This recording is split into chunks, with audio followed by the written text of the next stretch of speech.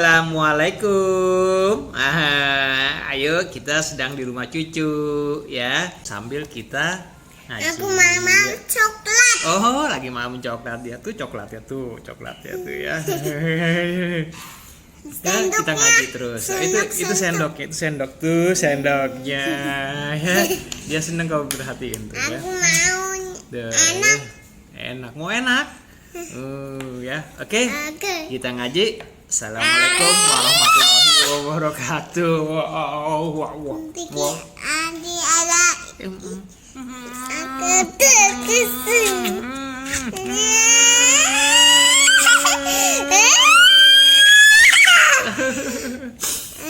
Assalamualaikum. Waalaikumsalam.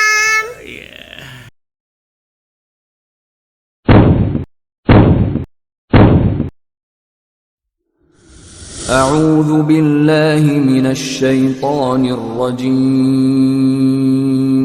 بسم الله الرحمن الرحيم.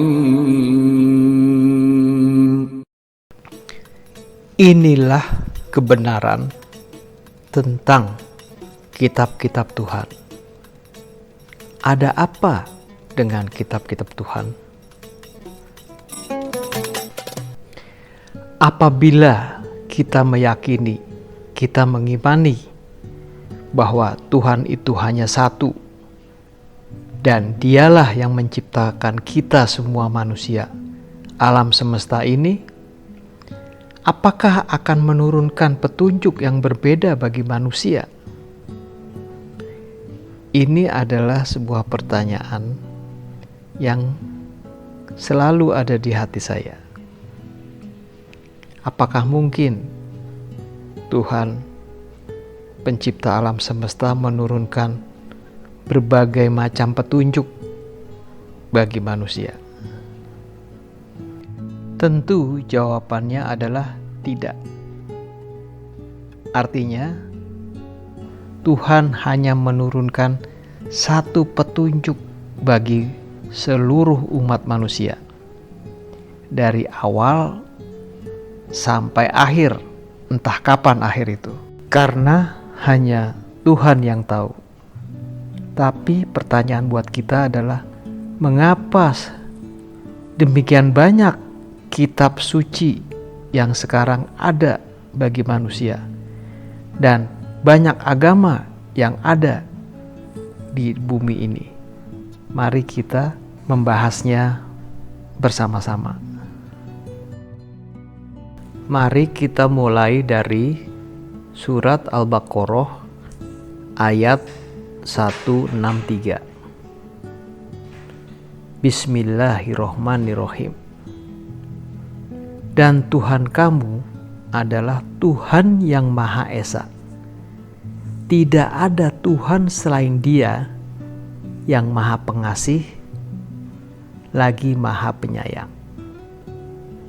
Ayat ini menjelaskan bahwa Tuhan kita adalah Tuhan yang Maha Esa dan tidak ada Tuhan lain selain Dia, yaitu Tuhan yang Maha Pengasih lagi Maha Penyayang.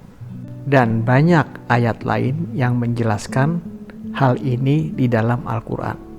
Misalnya adalah surat Al-Imran ayat 2. Allah, tidak ada Tuhan selain Dia yang maha hidup, yang terus-menerus mengurus makhluknya. Ayat ini juga menyatakan bahwa Allah hanya satu. Demikian pula surat Al-An'am ayat 102. Itulah Allah, Tuhan kamu, tidak ada Tuhan selain Dia, pencipta segala sesuatu, maka sembahlah Dia. Dialah pemelihara segala sesuatu. Jadi sudah cukup jelas ya bahwa Allah hanya satu, Dialah yang menghidupkan, Dialah yang menciptakan, dan Dialah yang memelihara semuanya.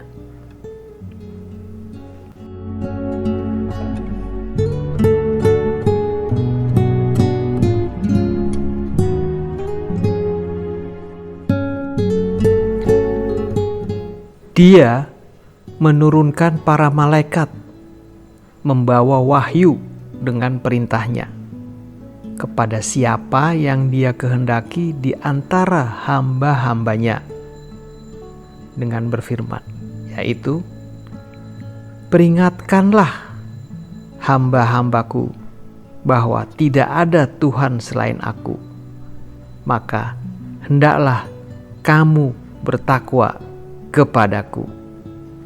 Dan peringatan itu tentulah sama, artinya wahyu yang diturunkan oleh Allah yang dibawa oleh para malaikat itu kepada manusia, kepada hamba-hamba Allah, tentulah sama. Tidak ada yang saling bertentangan antara peringatan satu dengan peringatan yang kedua. Karena apabila ada yang bertentangan, tentu wahyu itu tidak akan dapat digunakan. Karena akan memicu terjadinya kerancuan kelak. Dan kalaupun ada pertentangan di dalamnya, berarti itu adalah merupakan hasil kerja dari selain Allah. Di surat Al-Baqarah ayat 2, kita baca bersama lagi, jangan bosan ya. Kitab Al-Quran ini tidak ada keraguan padanya, petunjuk bagi mereka yang bertakwa. Jadi petunjuk yang diturunkan oleh Allah tadi itu adalah fungsinya untuk bertakwa kepada Allah. Dan bertakwa kepada Allah sudah diatur oleh Allah. Tentunya aturannya ataupun petunjuknya juga harus sama yang diberikan kepada manusia awal maupun manusia akhir nanti, yang kita nggak tahu entah kapan itu akan terjadi. Dan petunjuk ataupun peringatan di dalam wahyu itu hanya mengajak manusia untuk bertakwa kepada Allah. Jadi mari kita sampai kepada satu kesimpulan yang sama ya, yaitu kitab adalah petunjuk untuk bertakwa ya. Kitab adalah petunjuk untuk menuntun menjadi orang-orang yang bertakwa. Nah, sekarang adalah pertanyaan, apakah mungkin petunjuk itu bermacam-macam? Tentu isi daripada kitab itu pelajarannya adalah sama. Sama dan sebangun. Artinya apa? Sama-sama untuk mengajak orang kepada jalan ketakwaan. Saking tingginya petunjuk ini dalam membentuk nilai ketakwaan, maka banyak sekali manusia yang menyalahgunakannya. Contohnya adalah seperti yang disampaikan surat Al-Imran ayat 137. Mari kita baca bersama. Sungguh telah berlalu sebelum kamu sunnah-sunnah Allah. Karena itu berjalanlah kamu ke segenap penjuru bumi dan perhatikanlah bagaimana kesudahan orang-orang yang mendustakan rasul-rasul. Nah, jadi petunjuk-petunjuk yang datang kepada mereka karena digunakan untuk kepentingan mereka, bukan untuk kepentingan bertakwa. Nah, mereka mendustakannya. Artinya mendustakannya ini sementara kita artikan menyalahgunakan atau menghancurkan daripada pelajaran-pelajaran itu yang ada terkandung di dalam petunjuk-petunjuk Allah.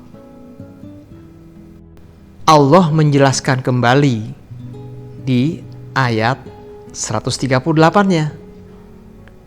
Inilah Al-Quran, suatu keterangan yang jelas untuk semua manusia dan menjadi petunjuk serta pelajaran bagi orang-orang yang bertakwa. Ingat ya, di sini bahwa tekanan daripada kitab, daripada petunjuk ya, atau keterangan ataupun peringatan itu selalu ditekankan untuk atau bagi orang-orang yang bertakwa. Jadi kita memang harus paham betul, memahami betul apa arti bertakwa. Untuk itu, bagi Anda yang ingin mengetahuinya, silahkan pelajari atau kita sama-sama belajar di episode memahami tentang takwa di channel ini. Tentunya ini bukan suatu hal yang mudah, namun juga bukan suatu hal yang mustahil. Kita harus mencapai memahami pelajaran ini dengan usaha yang maksimal. Mungkin juga perlu dengan keringat ataupun darah, supaya kita betul-betul bisa mempelajarinya dan memahaminya arti bertakwa yang sesungguhnya. Surat At-Taubah ayat 111 menjelaskan bahwa sesungguhnya Allah membeli dari orang-orang mukmin, baik diri maupun harta mereka, dengan memberikan surga untuk mereka.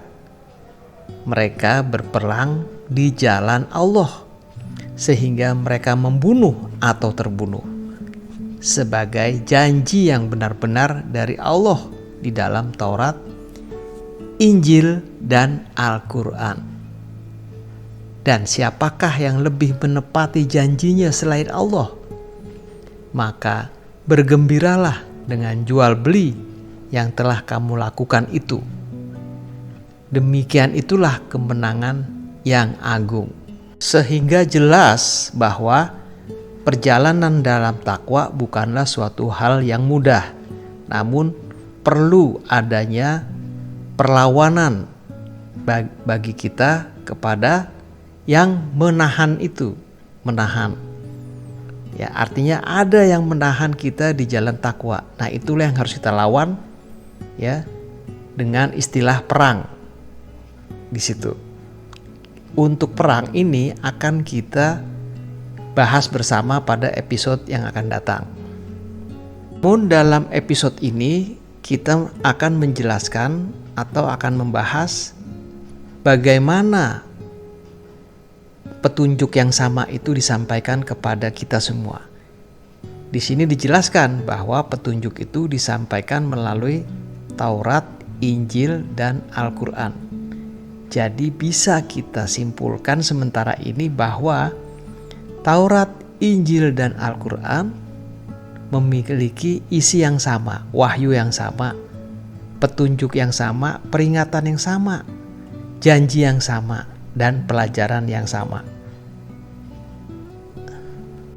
Baik, sampai titik ini kita sudah sama-sama sepakat ya, bahwa bertakwa membutuhkan pengorbanan untuk berada di dalamnya secara konsisten. Ya, karena akan ada lawan-lawan yang tangguh untuk menghalangi kita dalam bertakwa.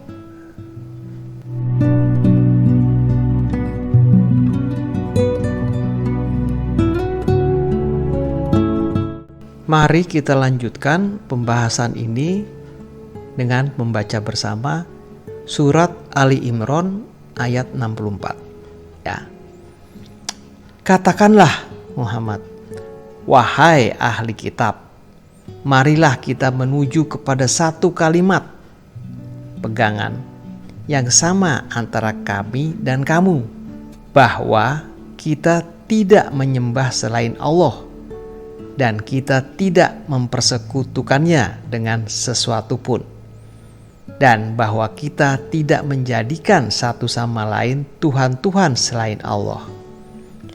Jika mereka berpaling, maka katakanlah kepada mereka, saksikanlah bahwa kami adalah orang-orang Muslim. Bagaimana memahami ayat yang cukup panjang ini?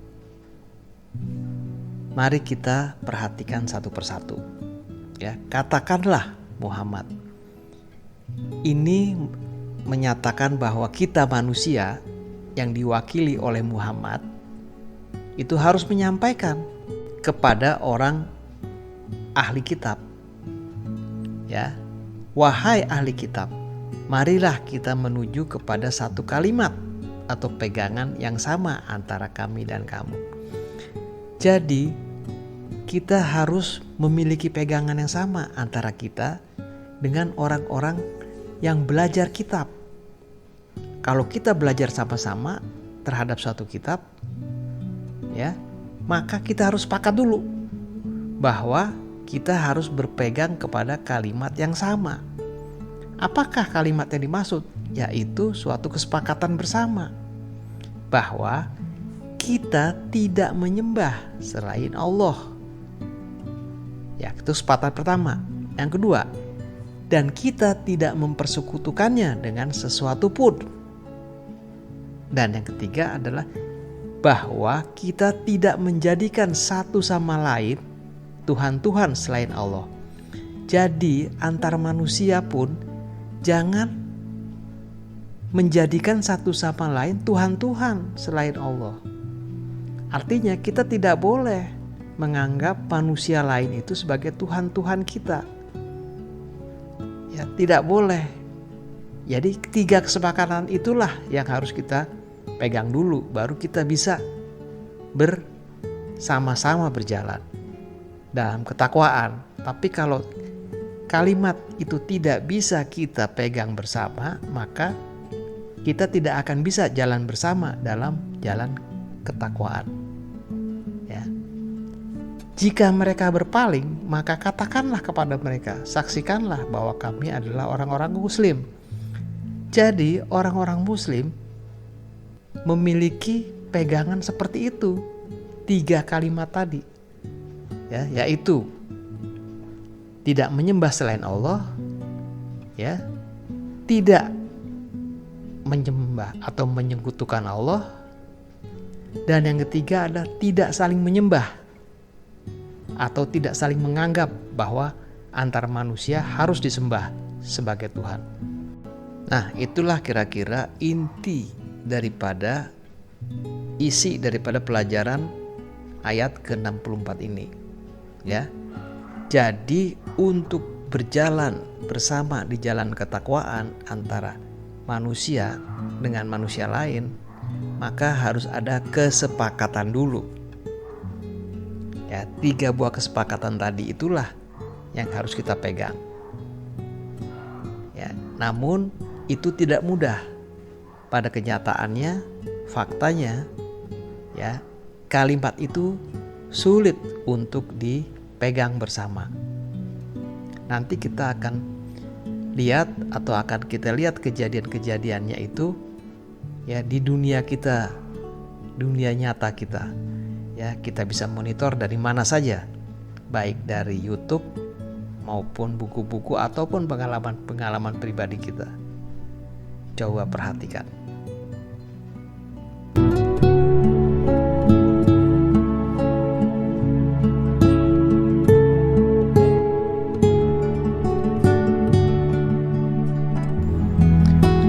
Wahai ahli kitab, mengapa kamu berbantah-bantahan tentang Ibrahim? Padahal Taurat dan Injil diturunkan setelah dia, Ibrahim. Apakah kamu tidak mengerti? Di sini, di ayat 65 ini, Al-Quran menjelaskan bahwa ahli kitab itu punya hobi, yaitu apa? Berbantah-bantahan. Berbantah-bantahan hal yang luar biasa. Mengapa luar biasa? Karena mereka berbantah-bantahan tentang Ibrahim, yang mana Ibrahim itu telah ada lebih dahulu dibanding Taurat dan Injil. Sedangkan kita manusia baru bisa mempelajari paling tidak sampai batas Taurat. Sebelumnya apa yang terjadi kita nggak tahu, karena tidak ada suatu wahyu untuk itu. Ya, apalagi di kitab Injil. Jadi Ibrahim itu ceritanya ada di Taurat, Artinya apa? Kita kenapa harus berbantah-bantahan tentang Ibrahim? Apa sulitnya kita percaya saja kepada Taurat atau kepada Injil tentang Ibrahim? Ya. Karena apa? Karena kisah itu adalah kisah yang benar. Namun apabila ada yang memutarbalikan atau menuliskan atau menyampaikan secara berlainan dengan wahyu aslinya, itu bukan salah daripada Tuhan, tapi adalah adanya campur tangan manusia. Mari kita lihat di ayat berikut. Begitulah kamu berbantah-bantahan tentang apa yang kamu ketahui.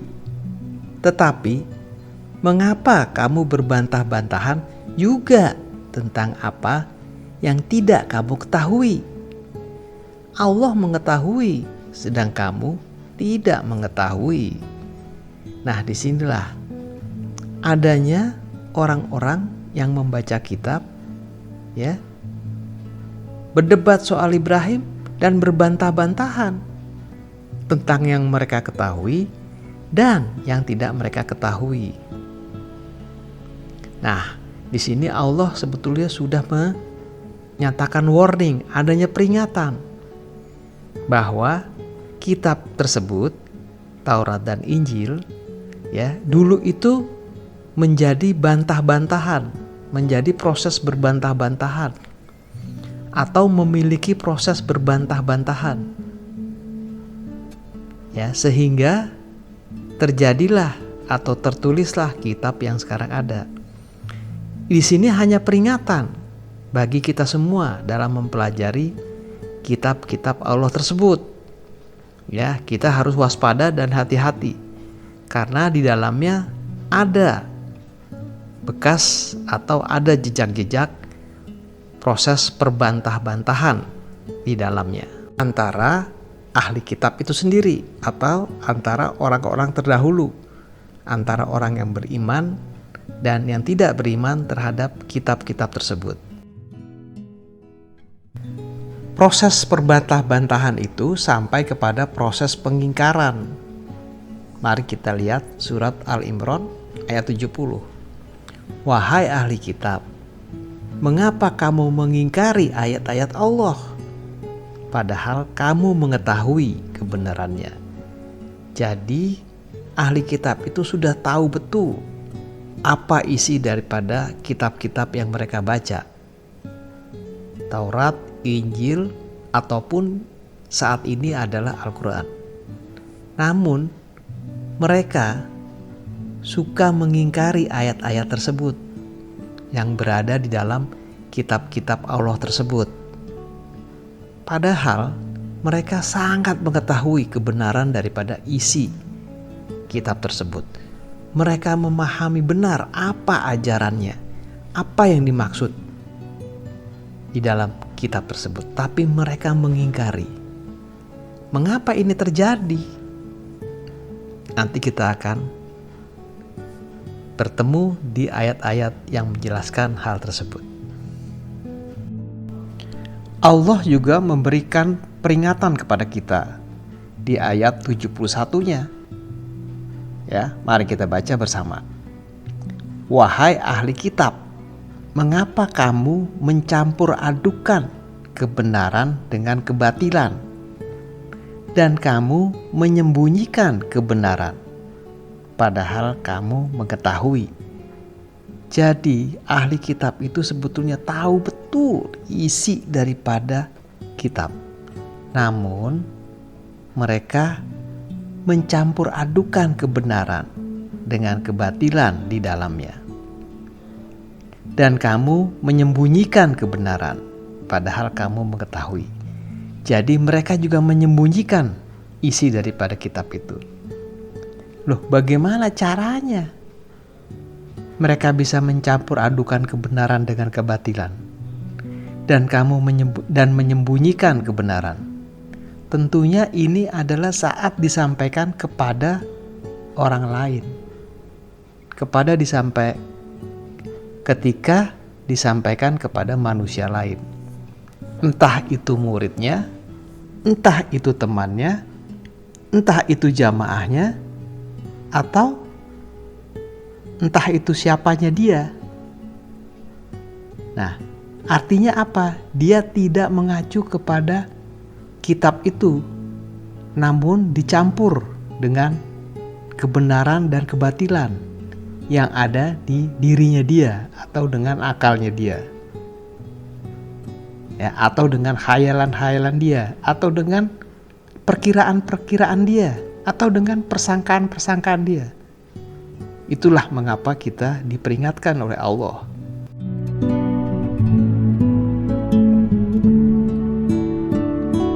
Sampai titik ini, marilah kita melihat kembali bahwa kitab Allah yang diturunkan oleh Allah ke bumi kepada manusia untuk dijadikan petunjuk kepada orang-orang yang mau bertakwa itu mengalami proses,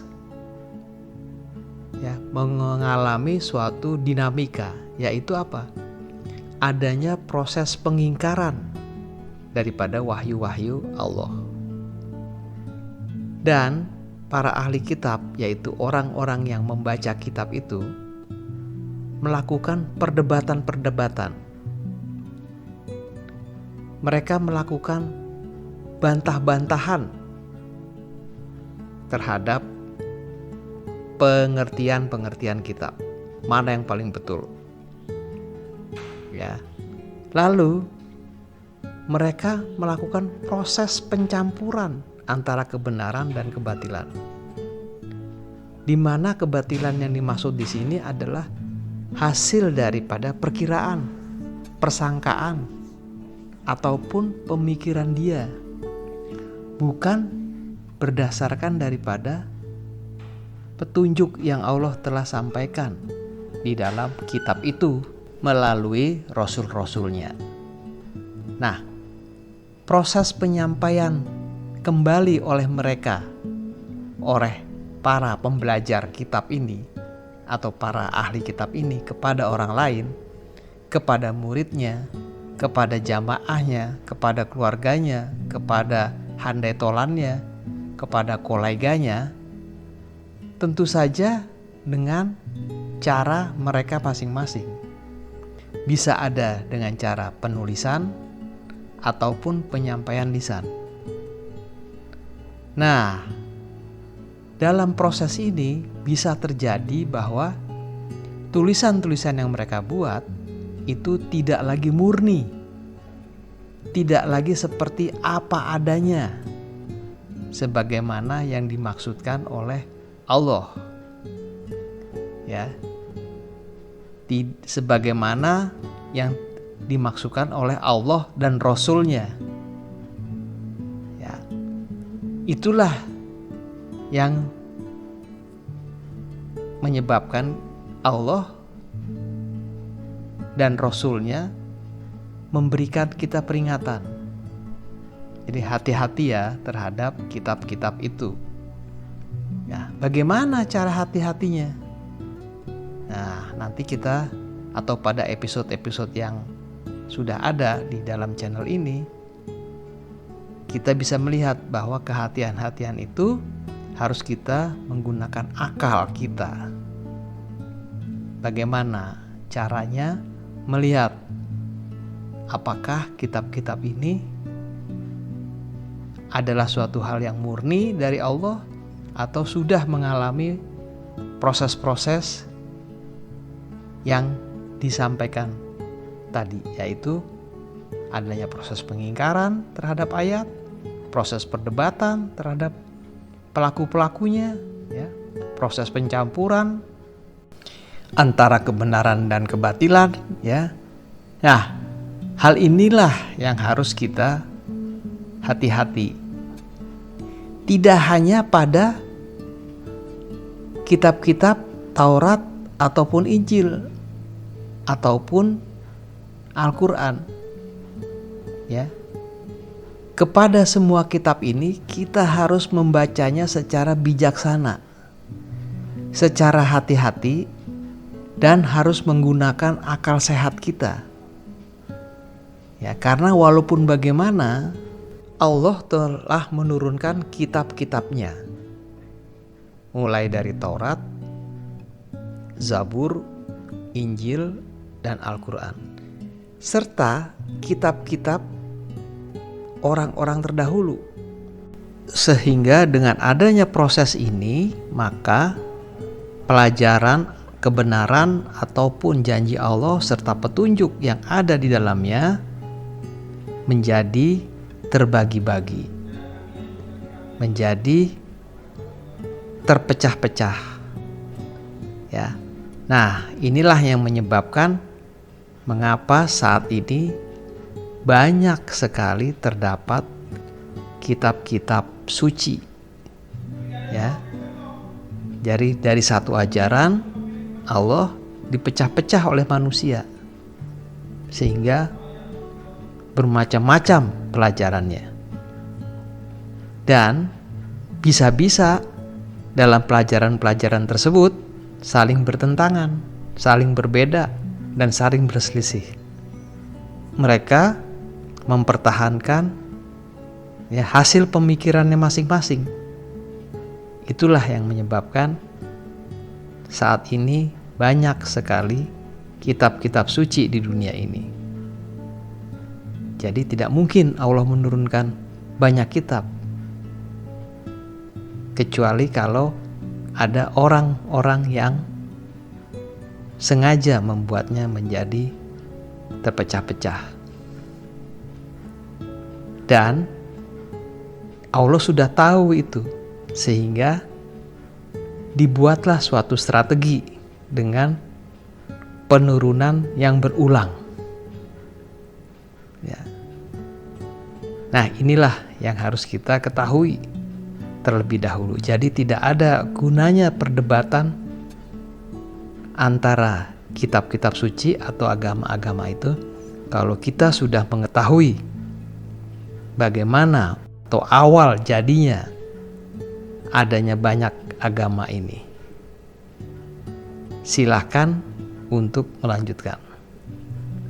Artinya kitab ini apa? Petunjuk, ya. Jangan diartikan atau dibayangkan kitab itu suatu buku, bukan, tapi suatu petunjuk, suatu kebenaran, suatu peringatan, ya, dan perjanjian antara Allah dengan manusia. Itu sudah terjadi dahulu, jauh sebelum adanya kitab Taurat. Dan kita, manusia, ini disarankan atau diperintahkan untuk mengimaninya. Tapi tadi itu, ya, kita harus hati-hati dalam membacanya atau dalam mempelajarinya, karena adanya proses-proses tersebut, ya, atau adanya suatu dinamika perkembangan daripada kitab-kitab tersebut. Itulah intinya daripada episode ini. Di episode yang kedua, masih tentang kitab Allah ini, kita akan mencari penyebab mengapa proses itu terjadi. Ya, silakan mengikuti episode yang kedua dari kitab-kitab Allah ini. Terima kasih.